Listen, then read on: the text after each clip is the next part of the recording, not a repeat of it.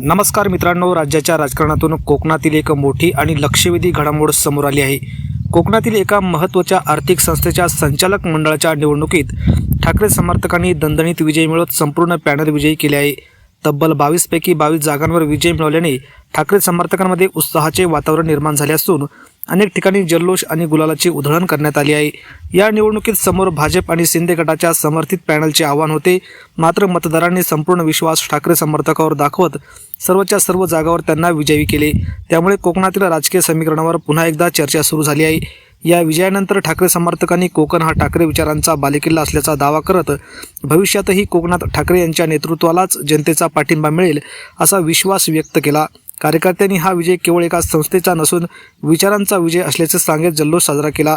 राजकीय विश्लेषकांच्या मते ही केवळ एक आर्थिक संस्थेची निवडणूक नसून तिचे सामाजिक आणि राजकीय परिणामही दूरगामी ठरू शकतात। अशा संस्थांमधून शेतकरी, कामगार आणि सर्वसामान्य नागरिकांशी थेट संपर्क राहतो, त्यामुळे अशा संस्थांवरील नियंत्रण भविष्यातही राजकीय ताकद वाढवण्यासाठी महत्त्वाचे मानले जाते।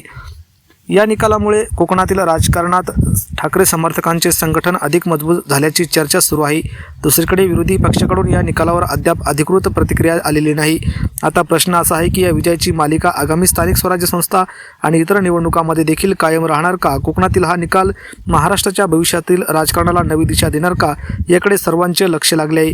मित्रांनो, या संपूर्ण घडामोडीबद्दल तुमचे मत काय आहे? हा विजय भविष्यातील राजकीय बदलाची नांदी ठरेल का? तुमचे मत कमेंटमध्ये नक्की लिहा। अशाच महत्त्वाच्या राजकीय घडामोडींचे अपडेट पाहण्यासाठी चॅनलला सबस्क्राईब करा, व्हिडिओला लाईक करा आणि बेल आयकॉनला प्रेस करायला विसरू नका। धन्यवाद। जय महाराष्ट्र।